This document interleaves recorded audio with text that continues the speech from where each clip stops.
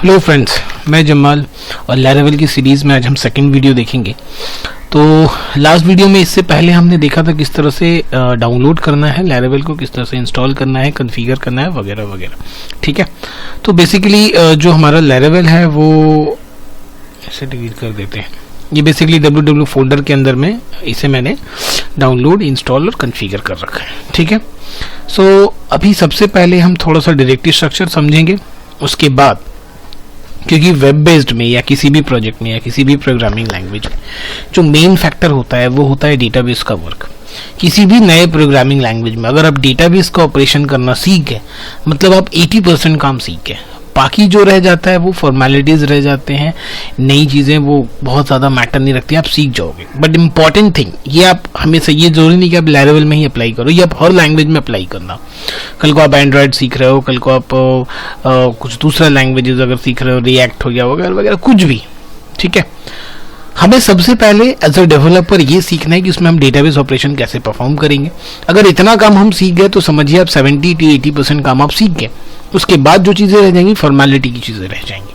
तो ये आपने को हर लैंग्वेजेस में अप्लाई करना है। जब हम अपना प्रोग्रामिंग लैंग्वेज शुरुआत करते हैं, सी प्लस चीज़ों को हटा दो, जहाँ से आप अपना जो प्रोफेशनल प्रोग्रामिंग लैंग्वेज जहाँ से आप डेवलपमेंट का काम करोगे या किसी कंपनी में काम करोगे, तो उस लैंग्वेज को सीखने में बस आपको यही बात ध्यान रखनी है कि हमें डेटाबेस ऑपरेशन वहाँ पे कैसे परफॉर्म करना है।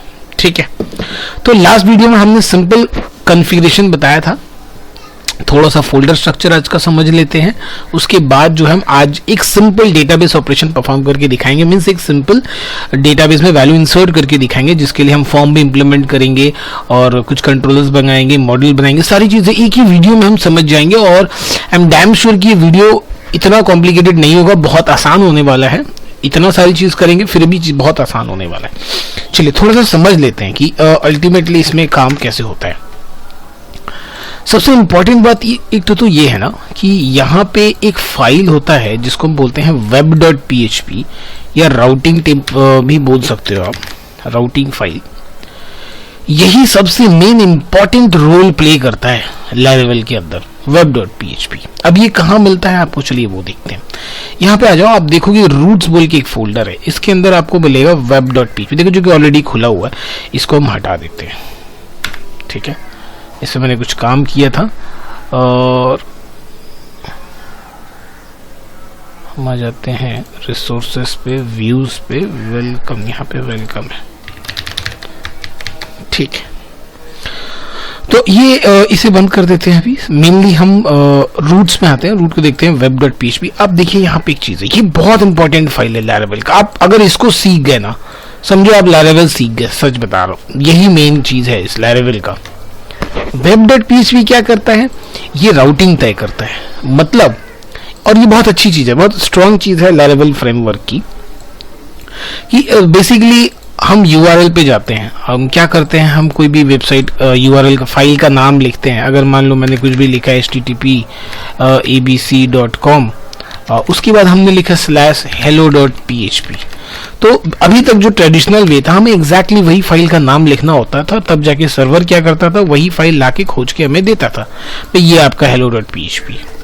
लैरावेल ने इस चीज को थोड़ा सा मजेदार किया। लैरावेल बोला कि आपको जो कीवर्ड पसंद है, आप वो कीवर्ड के रिस्पेक्ट में किस फाइल को ओपन करना चाहते हो, ये चीज आप web.php में लिख सकते हो। ध्यान से बात समझिएगा, ये जो मेरा वीडियो है ये बिल्कुल एब्सोल्यूट बिगिनर्स के लिए है, तो मैं बिल्कुल छोटी छोटी चीज समझाऊंगा, कोई भी चीज स्किप नहीं करूंगा। ठीक है, जो जिन्हें आता है उनके लिए और अच्छी बात है, वो एक्सपर्ट लेवल में सीख जाए, और जिन्हें नहीं आता ये बेसिकली वीडियो उन्हीं के लिए। तो web.php में क्या तय होता है, सबसे पहले यहाँ पे एक्शन होता है, वो एक्शन अभी हम समझेंगे क्या एक्शन है, गेट, पोस्ट, व्यू, व्हाटएवर। क्या कीवर्ड आपको इस्तेमाल करना है, तो कौन सा पेज आपका ओपन होगा, और यहाँ पे वो पेज व्यू भी हो सकता है, कंट्रोलर भी हो सकता है, इसके बारे में हम समझेंगे। मान लेते हैं कि मैं चाहता हूँ हेलो अगर मैं लिखूं तब मेरा वेलकम पेज कॉल हो जाए। ठीक है, अगर मैं हेलो लिखूं तो मेरा वेलकम पेज कॉल हो जाए। चलिए देखते हैं, इसे देखते हैं, मैं एक चीज समझाता हूँ और देखते हुए भी चलेंगे। तो देखिए सबसे पहली राउटिंग दी गई है, राउट, और यहाँ लिखा गया गेट। अब ये जहां गेट लिखा है, यहाँ पे 3-4 एक्शन आप इस्तेमाल कर सकते हो, गेट, पोस्ट, व्यू वगैरह वगैरह और भी सारी चीजें। तो जो भी चीज यूआरएल में थ्रू गेट एक्सेस होगा उसके लिए गेट, अगर हम कोई डायरेक्ट व्यू को कॉल कर रहे हैं तो इसको थोड़ा सा बदल सकते हैं। पोस्ट अगर हम हिट कर रहे हैं तो पोस्ट लिखेंगे, वो हम देखेंगे, एक एक चीज अभी देखेंगे, सारी चीजें आपको बातों से नहीं समझनी है, जैसे जैसे हम काम करेंगे आपको देखेंगे। तो देखिए रूट मैंने लिखा और यहाँ पे मैं डायरेक्ट लिखता हूँ व्यू, ठीक है। क्या कीवर्ड में मैं लिखूंगा तो कौन सा व्यू मेरा कॉल होगा। सपोज मैं लिखा हेलो और उस हेलो पे मेरा वेलकम वाला जो पेज है वो कॉल हो जाएगा, और ये वेलकम व्यू है। व्यू मींस बेसिकली आपका HTML वाला पेज या PHP वाला पेज, ठीक है। और ये व्यू कहाँ मिलेगा आपको, ये मिलेगा रिसोर्स के अंदर। देखिए व्यूज, यहाँ पे welcome.blade.php, तो आपको पूरी बात नहीं लिखनी है फिर, तो ऑलवेज आपको व्यूज इसी के अंदर रखना है। रिसोर्स के अंदर आप आ जाओ, व्यूज के अंदर आ जाओ, यहाँ पे आपको पेज अपना, यहाँ पे इसने पूरा डायरेक्टरी स्ट्रक्चर बना रखा है कि इसको वहीं पे रख दो आप, पाथ मैं समझ लूंगा, आपको सिर्फ नाम इस्तेमाल करना है, ठीक है। तो देखिए यहाँ पे व्यू हेलो वेलकम, इसका मतलब क्या हुआ कि भाई मैंने बोल दिया कि अगर URL पे कोई हेलो लिखता है तो आप इस व्यू को कॉल करो। ध्यान दीजिए, URL पे कोई अगर हेलो लिखता है तो आप इस व्यू को कॉल करो। चलिए टेस्ट करके देखते हैं। तो सबसे पहले ना आपको यहाँ पे जो प्रोजेक्ट है वो स्टार्ट करना पड़ता है। डायरेक्टली वेब सर्वर ऑन करके URL एंड लोकल होस्ट देके एक्सेस नहीं करेंगे, हम एक नया टर्मिनल ओपन कर लेते हैं, ठीक है। और इस टर्मिनल पे आप डॉस से भी कर सकते हो, यहाँ से जरूरी नहीं, आप सिंपल अपना डॉस ओपन कर लो और जो आपका फोल्डर है जहाँ पे आपने इस प्रोजेक्ट को रखा है वहाँ पे एक्सेस पहुंच के आप ये कमांड वहाँ पे लिख सकते हो। वो कमांड मैं यहाँ लिख रहा हूँ, ठीक है। तो PHP आर्टिसन सर्व, ठीक है। तो ये क्या करेगा, ये प्रोजेक्ट को स्टार्ट कर देगा। ये प्रोजेक्ट स्टार्ट करने के बाद आपको एक URL देगा, फिर उस URL पे आपका ये जो प्रोजेक्ट है पूरा कंटिन्यू चलेगा, सब कुछ होगा। देखिए ये हमको दे दिया Laravel स्टार्टेड। अब URL आप कॉपी कर लीजिए और कॉपी करने के बाद यहाँ पेस्ट करके एंटर कर दीजिए, तो आपका देखिए प्रोजेक्ट चलेगा। तो अभी देखिए यहाँ पे कुछ भी नहीं लिखा गया है, नथिंग, है ना। जब कुछ नहीं लिखा गया है मींस जो आपका इसे हम मिनिमाइज, ध्यान रहे कि अब ये वाला टर्मिनल आपका बंद नहीं होना चाहिए। नेक्स्ट किसी भी काम के लिए आप अपना दूसरा टर्मिनल इस्तेमाल कर लेना। और ऐसे हम यहाँ पे इस तरह से आप ना यहाँ राइट क्लिक करके इसे आप हाइड पैनल कर सकते हैं, ठीक है। फिर वापस से ऐसे आप ओपन कर सकते हैं। ये एक टर्मिनल चल रहा है ऑलरेडी, ये एक टर्मिनल चल रहा है और इस वाले टर्मिनल पे, तो इसे हम बंद कर देते हैं, इसे हम अभी दूसरा काम करेंगे। तो दो टर्मिनल है मेरे पास, यहाँ पे राइट क्लिक करके इसे हाइड पैनल कर लेना। ध्यान दीजिए, अब हम हेलो लिखेंगे तो वेलकम मतलब यही वाला पेज ओपन होना चाहिए, जो कि बिना किसी URL पे, मतलब जो URL के बाद अगर कोई कीवर्ड नहीं इस्तेमाल कर रहे हो तो वेलकम ब्लेड खुल रहा है तो हेलो पे भी वही खुलना चाहिए। तो यहाँ से हम कॉपी करते हैं और इस पे बाद हम राइट क्लिक कर, या सॉरी ये देखें हम देते हैं हेलो, तो आप देखोगे तब भी Laravel ये वाला वेलकम वाला पेज ही खुल रहा है। तो कितना आसान है ना, और कितना मजेदार चीज है। तो web.php आपको एक्सपर्टीज करना, और ये आप एक बार में नहीं कर पाओगे, आप 2-4 काम इस पे करोगे तो आप धीरे धीरे एक्सपर्ट हो जाओगे, ठीक है ना। तो जो हमारा काम है आज का वो है डेटाबेस ऑपरेशन। तो डेटाबेस ऑपरेशन थोड़ा लंबा प्रोसेस है, बट उस लंबे प्रोसेस में हम छोटे छोटे कई सारे मॉड्यूल्स जो है आज हम सीख जाने वाले हैं, ठीक है।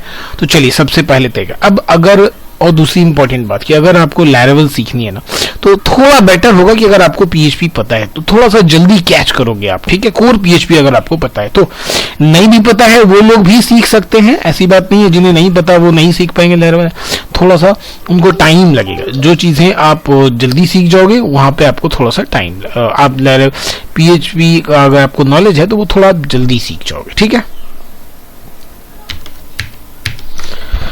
चलिए तो अभी हम देखने वाले हैं कि आज हम क्या क्या करेंगे, डेटाबेस का ऑपरेशन परफॉर्म करने वाले हैं। तो उस पूरे डेटाबेस ऑपरेशन परफॉर्म करने में क्या क्या चीज लगेगा, तो मैं आपको बता रहा था कि हाँ PHP अगर आपका इजी होगा, PHP आपको अगर आता होगा तो Laravel सीखना थोड़ा आसान है, नहीं तो ऐसे भी सीख जाएंगे, कोई परेशानी नहीं है। तो सबसे पहला काम हमें करना क्या, पहले हम वो देख लेते हैं। हम एक फॉर्म बनाएंगे और इस फॉर्म पे हम दो टेक्स्ट फील्ड ले लेंगे कोई भी किसी नाम से, और उसके बाद जो अल्टीमेट टारगेट है हमारा वो हमारे पास एक डेटाबेस होगा और उस डेटाबेस में हम लाके स्टोर करेंगे। बट यहाँ से यहाँ तक आने में Laravel जो है काफी प्रोसीजर को फॉलो करता है, वो हमें समझना होगा, ठीक है। अब डायरेक्ट ऐसे नहीं उठा के रख सकते, this the lots of procedure और वे कि हमें कैसे करना है। सबसे पहली बात कि इसे आप नीचे लेके आ जाओ। सबसे जो पहला फाइल जो काम करने वाला है वो है आपका राउटिंग मीन्स web.php, अभी जैसे मैंने आपको बताया था। तो web.php ये ऑलवेज भाई मास्टर है Laravel का, सब कुछ ये तय करेगा। तो आपने सबसे पहला डिसाइड किया कि भाई मान लेते हैं व्यू में अगर कोई जो है वो हेलो प्रेस करेगी, यहाँ पे सिंटेक्स आप ध्यान मत दीजिए, मैं जस्ट समझने के लिए लिख रहा हूँ। अगर कोई हेलो प्रेस कर दे तो ये वाला व्यू मेरा कॉल हो जाए। सपोज मैंने उसका नाम दे दिया यूजर फॉर्म, तो जैसे कोई ये यूआरएल पे हेलो प्रेस करेगा तो यूजर फॉर्म हिट हो जाएगा, ठीक है। उसके बाद आप ये फॉर्म सबमिट करोगे, सबमिट में आप एक्शन लिखोगे, भाई ये फॉर्म क्लिक होने पे कहाँ पे जाएगा। एक्शन लिखते हैं तो अल्टीमेटली क्या होता है, यूआरएल पे वो चीज चला जाता है। मतलब मान लो कि आपने लिखा है abc.com और यूआरएल प्रोसेस डेटा या सबमिट डेटा, तो इस यूआरएल पे फिर एक और फाइल खुलना चाहिए। पीएचपी के केस में क्या होता था, एक और पेज खुलता था, वहां पे ये डेटा चला जाता था। लैरावेल के केस में वो आपको पेज बनाने की जरूरत नहीं है। जो भी प्रोसेसिंग का काम है उसके लिए हम क्लास बनाते हैं और फंक्शंस बनाते हैं, ठीक है। ध्यान रहे, जो भी प्रोसेसिंग का काम है उसके लिए क्लास और फंक्शन होगा। डिस्प्ले के लिए सिर्फ और सिर्फ हम HTML बनाते हैं जो है व्यूज फोल्डर के अंदर में। तो यहाँ पे अब देखते जाइए, मैं सारी बात यहाँ पे समझा नहीं पाऊंगा, एक एक चीज मैं पहले वहां दिखाता हूँ फिर यहाँ पे। तो पहले हम अपना काम कर लेते हैं। वेलकम डॉट ऑलरेडी है, हम इस व्यू पे जाते हैं, एक नया फाइल बना लेते हैं। इसका नाम हम दे देते हैं user form dot blade dot PHP, ठीक है। चलिए यहाँ पे हम आते हैं, फटाफट से बना लेते हैं और एक फॉर्म बना लेते हैं, फॉर्म पोस्ट। और जो एक्शन है इसका एक्शन हम दे देते हैं submit user. Submit user method तो पोस्ट है ही, इसके अंदर अब हम क्या करते हैं, इनपुट टाइप टेक्स्ट और नेम जो है वो दे देते हैं यू नेम और प्लेस होल्ड। ध्यान रखिए यहाँ पे डिजाइन का हम कुछ खास काम नहीं करने वाले हैं, तो बहुत सिंपल सा डिजाइन होने वाला है। एंटर योर नेम, इसे हम कॉपी करते हैं, पेस्ट करते हैं और यहाँ पे हम कर देते हैं यू ईमेल, ठीक है। Enter your email, BR 2 BR ले लिया हमने। उसके बाद एक सबमिट बटन ले लेते हैं, input type submit value equal to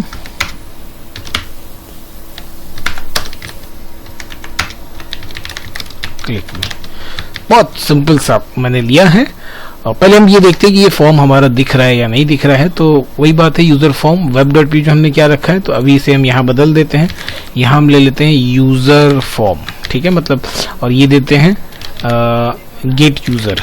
get user पे हमें क्या मिलेगा, यूजर फॉर्म मिलेगा, ये वाला, ठीक है। चलिए तो पहले टेस्ट करके देख लेते हैं। हम यहाँ पे गेट यूजर देते हैं तो देखिए छोटा सा फॉर्म मिल गया है। It's okay, everything is okay, done. Now next काम है, जैसे हम सबमिट करेंगे, इस फॉर्म को सबमिट करेंगे तो पोस्ट के थ्रू सबमिट यूजर यूआरएल पे बनेगा। वेब में आ जाइए, फटाक से आप क्या कीजिए। अच्छा, अब आपको क्या, पहले आप इधर ये जो सबमिट फॉर्म जाएगा ना, जैसे हम इसको सबमिट डेटा रिसीव करेंगे, तो रिसीव कहाँ करेंगे, इसको हम रिसीव करेंगे तो इसके लिए हम एक फिर क्लास बनाएंगे, ठीक है। उस क्लास में एक पर्टिकुलर मेथड होगा जहां पे इसका डेटा रिसीव होने वाला है, ठीक है। तो मतलब अल्टीमेटली यहां पे डेटा क्या हो, सिर्फ प्रोसेस होगा और तो कुछ नहीं होने वाला। तो इसके लिए ये जो क्लास हम बनाएंगे ना, इसको हम बोलते हैं कंट्रोलर, है ना भाई, कंट्रोलर बनाएंगे। इसका काम ही होता है, कंट्रोलर क्लास का काम ही होता है सिर्फ प्रोसेस करने का, डेटा को रिसीव करके प्रोसेस करने का, डिस्प्ले करने का काम ये नहीं करता है। यूजर से इंटरेक्शन का काम हमेशा व्यू करता है, ये डेटा को रिसीव करेगा। और क्लास के अंदर ऑब्वियसली मेथड वर्क करता है, तो ये मेथड के अंदर हम सारा काम करेंगे। तो ये डेटा मेथड के अंदर रिसीव होने वाला है। तो जब पहले आपको ये बनाना होगा तभी तो आप राउटिंग लिख पाओगे कि भाई इस कंट्रोलर के अंदर इस मेथड में ये डेटा जाएगा, है ना। इसलिए पहले ये कंट्रोलर बनाएंगे, उसके बाद हम फिर आगे की चीज आपको दिखाते हैं। तो कंट्रोलर कैसे बनाएंगे, तो फिर इसका भी पाथ है, आपको बनाना है और ये पर्टिकुलर उसी जगह पे जाके बनेगा। तो अगर आप देखोगे ऊपर ऐप में आ जाओगे, HTTP में आ जाओगे, तो कंट्रोलर, यहाँ पे देखो कंट्रोलर पहले से बना हुआ है, इसके अंदर भी आप काम कर सकते हो। फिलहाल हम अपना कस्टम एक कंट्रोलर बनाएंगे, उस पर काम करके देखेंगे।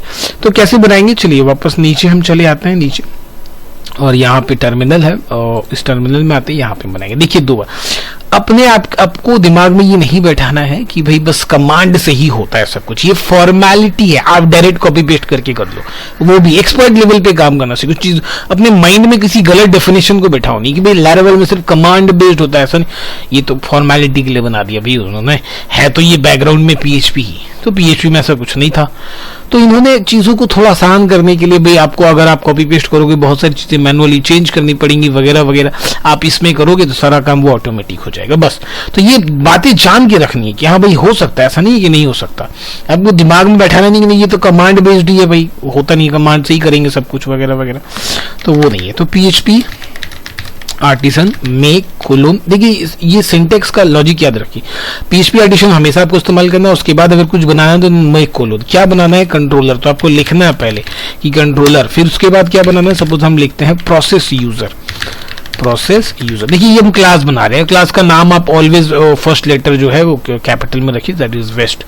तो हम एंटर करते हैं, ये देखिए क्या बोला, कंट्रोलर क्रिएट सक्सेस, आप यहाँ देखो तो प्रोसेस यूजर मेरा बन गया। तो जो प्रोसेस यूजर बन गया इसके अंदर आते हैं, हम एक मेथड बनाते हैं फंक्शन सेव डेटा, ठीक है ना, हमने एक फंक्शन बना दिया सेव डेटा। अब हम ये वेब जो है इसका लिख सकते हैं, इसको हम क्या करते हैं हाइड कर देते हैं। चलिए अब राउटिंग पे आते हैं, पोस्ट करेंगे यहाँ पे, देखिए पोस्ट, ध्यान रहे ये हम डायरेक्ट व्यू को कॉल कर दे, इसलिए व्यू पे ये वाला, अब हम डेटा पोस्ट होगा, जैसे आप सबमिट करोगे तो डेटा पोस्ट होगा, यहाँ देखें पोस्ट, सबमिट यूजर यूआरएल पे जाएगा तो यहाँ पे यूआरएल पे आएगा सबमिट यूजर, अगर यूआरएल पे सबमिट यूजर आएगा तो क्या होगा भाई, कंट्रोलर जो अभी हमने जो कंट्रोलर बनाया ये वाला देखिए प्रोसेस यूजर, इसको कॉल करना है, तो ये हमने बनाया प्रोसेस यूजर है ना, @ इसके अंदर कौन सा मेथड को कॉल करना है आपको, सेव डेटा के अंदर पहुंचना है आपको, मतलब प्रोसेस यूजर। अगर आपको इस तरह से प्रॉब्लम हो तो ऑलवेज आप कॉपी पेस्ट किया कीजिए ताकि थोड़ा सा कोई भी चांस ना हो गलत होने का, मतलब जैसे ही सबमिट डेटा होगा ये पूरा का पूरा डेटा, इस फॉर्म का डेटा यूनेम और ईमेल कहाँ पहुंचेगा, प्रोसेस यूजर के अंदर। और ये चीज टेस्ट करने के लिए कहाँ है, वो यहाँ पहुंच रहा है कि नहीं, आप क्या कर सकते हो, आप ये काम कर सकते, देखो ये रिक्वेस्ट आपको यहाँ रिसीव करना है ताकि डेटा रिसीव करे। अब आप ये रिक्वेस्ट का ऑब्जेक्ट देके किसी भी एक वेरिएबल को देखिए, यू नेम हमने यहाँ बनाया था ना, यू नेम ईमेल, तो वो यहाँ पहुंच रहा है कि नहीं आपको देखने के लिए, यहाँ प्रॉपरली यहाँ डेटा हमारा क्लिकिंग पे पहुंच रहा है कि नहीं, वो आप ऐसे इस तरह से रिटर्न रेक नेम या इको रेक नेम करके टेस्ट करके देख सकते हो, ठीक है। अच्छा और एक बात, ये जो फॉर्म है आपको यहाँ पे एक और फंक्शन इस्तेमाल करना पड़ेगा विच इज CSRF, ये क्या करेगा, एक टोकन जनरेट करेगा आपकी फॉर्म के लिए, अगर टोकन नहीं होगा तो फॉर्म आपका रिसीव नहीं होगा डेटा उसका। तो ये हो गया। अभी चलिए हम वापस से अब वेब में आते हैं, वेब में हमें क्या हिट करना है, गेट यूजर, तो यूजर फॉर्म कॉल हो जाएगा, तो देखिए ऑलरेडी है यहाँ पे, ठीक है। उसके बाद हम यहाँ पे कोई भी वैल्यू डालते हैं और क्लिक में करके देखते हैं तो देखिए ये MD जमल आ रहा है, मतलब सबमिट यूजर पे डेटा पहुंच रहा है, ठीक है, प्रोसेस यूजर यहाँ पे डेटा हमारा पहुंच रहा है। तो आप डायग्राम में आ जाओ, तो यहाँ तक क्लियर, कंट्रोलर तक आपने डेटा पहुंचा दिया। अब हमें डेटाबेस में इंसर्ट करो, तो ये डेटाबेस में इंसर्ट करने के दो तरीके हैं, या तो आप क्यूरी बिल्डर से करो या फिर आप जो इस टेबल, ये जो डेटाबेस है आपका, इसके अंदर ऑब्वियसली एक टेबल होगा, टेबल के अंदर कुछ फील्ड्स होंगे, तो लैरावेल ने यहाँ पे काम को और आसान कर दिया, आसान तो काम को कर दिया बट आपका एक स्टेप बढ़ भी गया। अगर आप कंट्रोलर यहाँ पे डायरेक्ट क्वेरी बिल्डर इस्तेमाल करते तो सीधे यहाँ से यहाँ चला जाएगा, ये भी हम देखेंगे नेक्स्ट वीडियो में।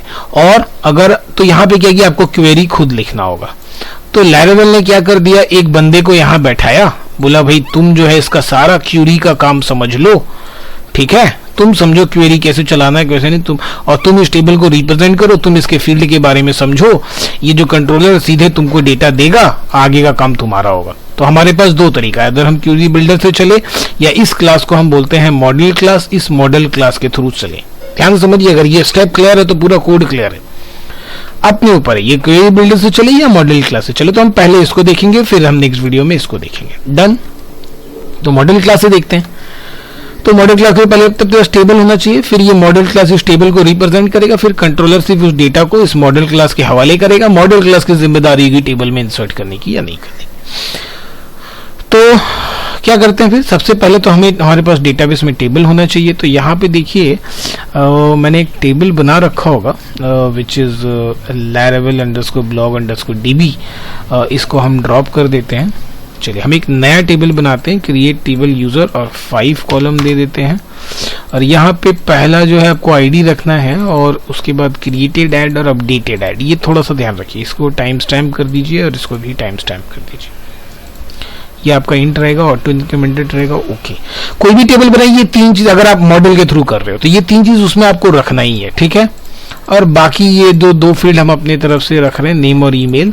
और अब क्रिएटेड ऐड, अपडेटेड ऐड और आईडी ऑटो इंक्रीमेंटेड प्राइमरी की, ये 3 चीज आप दे दीजिएगा और बाकी आपको अपना फील्ड जो देना है दीजिए। ये आपका टेबल हो गया तैयार, टीबीएल यूजर। अब इसी टेबल में मुझे ऐड करना, मतलब ये वाला काम मेरा हो गया। अभी मुझे मॉडल चाहिए जो इसको रिप्रेजेंट करेगा। अब ये क्या होता है, तो देखिए आप मॉडल में ऐप के अंदर, डायरेक्टली ऐप के अंदर आप आओगे, किसी अंदर ही नहीं, डायरेक्टली ऐप के अंदर आप देखोगे तो ये user.php एक मॉडल है, ये ऑथेंटिकेशन में काम आता है, ये हम बाद में समझेंगे, इसको अभी छोड़ देते हैं। हम यहाँ पे अपना खुद का मॉडल बनाएंगे। मॉडल कुछ नहीं है, क्लास है जो रिप्रेजेंट करता है टेबल को। होता क्या है कि उसके बाद आप जब आप यहाँ डायग्राम में देखिए ज्यादा बेटर समझ में आएगा, ये मॉडल इस टेबल को रिप्रेजेंट करता है इन द सेंस यहाँ पे कितने नंबर ऑफ फील्ड है, ये उस हिसाब से अपने पास नंबर ऑफ डेटा मेंबर बना लेगा। ऑटोमेटिक एक मेंबर फंक्शन भी बन जाएगा। मैं इसे दूसरे कलर में लिखता हूं तो ज्यादा बेटर समझ में आएगा। तो देखिए यहाँ पे मान लेते हैं 3 कॉलम है तो 3 फील्ड बन गया इसके पास। उसके बाद ये ऑटोमेटिक एक मेथड बना लेगा डेटा को सेव करने के लिए। इस मॉडल को हम यहाँ पे रिप्रेजेंट करेंगे, मतलब उसका एक ऑब्जेक्ट बना लेंगे अपने कंट्रोलर में। उसके बाद ये जो तीनों डेटा मेंबर है उसको यहाँ से इनिशियलाइज कर लेंगे, तो ये इनिशियलाइज करेगा इसको, ठीक है। उसके बाद इस मेथड को हम यहां से कॉल करेंगे। जैसे ही मेथड को कॉल करेंगे ये क्या करेगा, इन तीनों को पकड़ेगा, क्वेरी चलाएगा, क्वेरी चला के डेटा अंदर हिट कर देगा। ये काम हमारा बच गया। क्वेरी बिल्डर्स अगर हम करते तो हमें खुद से करना पड़ता, लेकिन किसी किसी केस में आपको खुद से करना पड़ेगा, किसी किसी केस में मॉडल से वो चीजें आसान होगी। समझिए ये बात को, दोनों चीजें समझनी है, किसी एक पे हमें अपना माइंड नहीं सेट करना, बस यही होता है, ऐसा नहीं, सब कुछ पॉसिबल है। तो हम दोनों देखेंगे, पहले मॉडल वाला देखेंगे फिर क्वेरी बिल्डर वाला देखेंगे। तो मॉडल वाले को पहले हम प्रेफर करते हैं। तो देखिए हमारा टेबल तो बन गया, अब हमें एक मॉडल क्लास चाहिए होगा जो उस टेबल को रिप्रेजेंट करेगा। तो मॉडल क्लास कैसे बनाएंगे, देखिए ऐप के अंदर ये मॉडल आप यहां से भी कॉपी पेस्ट करके बना सकते हो जैसे मैंने बताया, या फिर आपको क्या करना है, आप अपना ये जो टर्मिनल है इसे ओपन कीजिए, फिर यहाँ पे एक मॉडल बना, अच्छा सॉरी कहाँ चला गया भाई, मैं कंट्रोलर में इसे ओपन कर दिया, यहाँ आ जाते हैं। अभी हमें क्या करना है, PHP आर्टिसन मेक मॉडल। अब जैसे आप क्लास का नाम बनाने जा रहे हो तो ऑलवेज इसे कैपिटल बनाना है, तो यूजर मॉडल। देखिए मैं पीछे में ना उसका ये जोड़ दे रहा हूँ ताकि मुझे समझ में आ जाए कि ये क्या है। तो ये मैंने बनाया, तो जैसे यूजर मॉडल बना आप देखोगे तो यहाँ पे एक यूजर मॉडल जो है वो तैयार हो गया है ना। इसे अब हम हाइड कर देते हैं, कुछ नहीं करना। यहाँ पे आपको जो है प्रोटेक्टेड एक वेरिएबल बनाना है टेबल नाम का, और ये टेबल वेरिएबल आपका जो टेबल है उसको वो रिप्रेजेंट करेगा। टीबीएल यूजर्स, यहाँ पे आप लिख दो टीबीएल यूजर्स बस, और कुछ काम नहीं यूजर मॉडल का। बाकी ये जो मैंने बताया ना, यहाँ पे जो डेटा मेंबर है, मेंबर फंक्शन, ये खुद लैरेबल तय करेगा, आपको कुछ नहीं करना, बस आपको यहाँ से उसको इनिशियलाइज कर देना, डेटा को यहाँ से रिसीव करना है, मॉडल के डेटा मेंबर को इनिशियलाइज करना और कॉल कर देना, बाकी काम मॉडल क्लास समझेगा, ठीक है ना। तो मॉडल तो आपका बन गया, ये आपका HTML बन गया, मॉडल बन गया, प्रोसेस यूजर। अब यहाँ पे आते हैं, तो ये मॉडल को आपको यहाँ यूज करना पड़ेगा, तभी तो उसको समझ में आएगा ना कहाँ पे है ये भाई। सो ऐप के अंदर में, ऐप फोल्डर के अंदर में आपका क्या है, यूजर मॉडल, यही है ना, सेमी स्पेस दे दीजिए। अब आप क्या कीजिए, एक ऑब्जेक्ट बना लीजिए उस यूजर मॉडल का, ओबीजे न्यू, कैपिटल है भाई, यूजर मॉडल हो गया।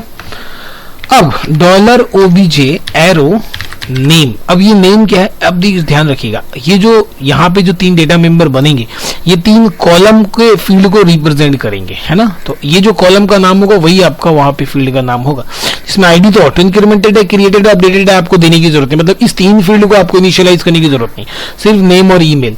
तो यहाँ हम लिखेंगे नेम, और यहाँ से जो फॉर्म से जो डेटा आ रहा है, रिक्वेस्ट एरो यू नेम। आप ध्यान दीजिएगा हमारे ब्लेड में यहाँ पे यू नेम और ईमेल है, तो वो चीज हमने यहाँ यू नेम लिखा है। उसके बाद यहाँ पे हमारा क्या हो जाएगा, यू ईमेल, और यहाँ पे फिर ईमेल वो डेटाबेस वाले का, ठीक है। उसके बाद फिर क्या करना, ओबीजे एरो सेव। कितना आसान है ना। तो देखिए इससे मैंने इनिशियलाइज किया, तो जैसा मैंने यहाँ बताया बिल्कुल वही काम हुआ, यहाँ पे आपका डेटा सेव हो गया। अब ये डेटा पता कैसे चलेगा, इनिशियलाइज हो गया, तो आप यहाँ पे एक काम करो, सिंपली एक छोटा सा चीज रिटर्न करके पहले टेस्ट करके देखते हैं कि डेटा इंसर्ट हो रहा है कि नहीं, उसके बाद की बात समझेंगे। सिंपली यहाँ हमने लिखा इंसर्टेड, ठीक है, तो देखते हैं पहले इंसर्ट हो रहा है कि नहीं, बाद में समझेंगे क्या है कहानी। इसे दोबारा रिफ्रेश करते हैं और क्लिक मी पे क्लिक करते हैं तो देखिए इंसर्टेड दिख गया, बट ये दूसरे पेज में दिखा, उसको समझते हैं कैसे करना है। तो देखिए यहाँ पे तो डेटा आ गया, okay very good done, data तो आ गया। बट अब आप ध्यान दोगे तो ये दूसरे पेज में आपको दिख रहा है, हमें चाहिए कि उसी पेज के नीचे में दिख जाए इंसर्टेड। तो क्या करना है भाई, इसे हटा दो।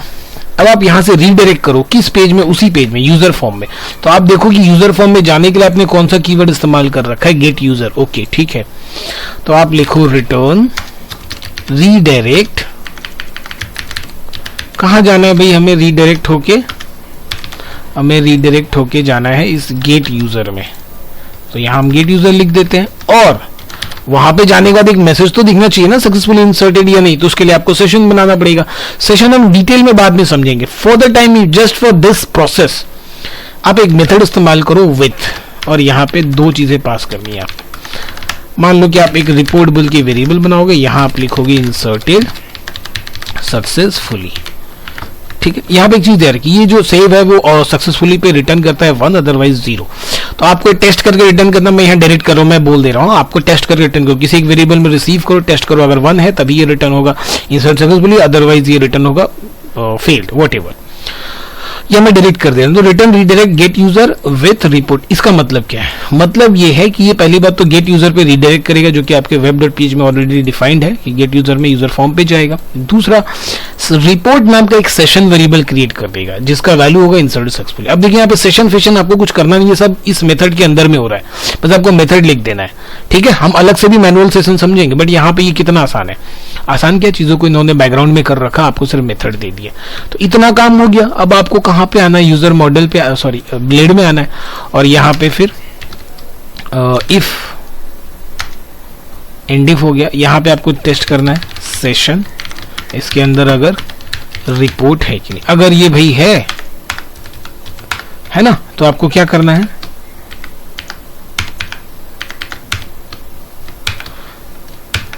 सिर्फ और सिर्फ उसे प्रिंट कर देना है। अगर वो है तो आपको क्या करना है, प्रिंट। अगर सेशन रिपोर्ट है तो, क्योंकि अगर आप ये अगर नहीं लगाओगे, इफ नहीं लगाओगे, तो ब्लेड तो पहले कॉल होगा। अब ब्लेड पहले कॉल होगा तो क्या होगा, इसके लिए एरर खा जाएगा। इसलिए टेस्ट करो कि अगर है तो भाई उसे प्रिंट कर दो, तो ये इसी पेज में प्रिंट होगा। ये जो दूसरे पेज में जाके दिखा रहा ना इंसर्टेड, वो उसी फॉर्म के नीचे में आ जाएगा, ठीक है। चलिए तो टेस्ट करते हैं। अब हम एक वैल्यू डालते हैं, क्लिक मी, देखिए नीचे आ गया, कितना कितना खूबसूरत नीचे आ गया। अब ब्राउज करके देखो तो आपका डेटा भी आ गया और डेटा उसी पेज में आ भी गया। अब दोबारा यहाँ से एंट्री भी कर सकते हो, ठीक है। So that is the whole process. ये डायग्राम आप देख लो तो उसके बाद ये कोड जो है बिल्कुल पानी लगेगा आपको। routing.php, web.php, प्रोसेस यूजर हमारा कंट्रोलर, यूजर मॉडल हमारा मॉडल, और ये जो है हमारा ब्लेड, मतलब जहाँ पे हम पेज बने। ध्यान रखिए हमने HTML का कोई भी काम नहीं किया, डिजाइनिंग का कोई भी काम नहीं किया। तो मैटर इज कि हमें समझना है सीक्वेंसिंग क्या है, प्रोसेस क्या है, स्टेप्स क्या है पूरे एक सिंपल से डेटाबेस इंसर्ट को काम करने में। तो एक डेटाबेस के इंसर्शन में हमने मॉडल भी देख लिया, ठीक है, हमने कंट्रोलर को भी समझ लिया, और हमने सिंपल फॉर्म का इम्प्लीमेंटेशन भी देख लिया। तो 3-4 चीजें मैंने इस एक वीडियो में कवर कर दी ताकि नंबर ऑफ वीडियोस हमारा कम लगे प्लेलिस्ट में, हम एक वीडियो में ज्यादा से ज्यादा टॉपिक कवर कर सके। तो अगर वीडियो अच्छा लगे तो चैनल को सब्सक्राइब कीजिएगा, लाइक कीजिएगा, शेयर कीजिएगा, ठीक है। वीडियो देखने के लिए थैंक यू सो मच।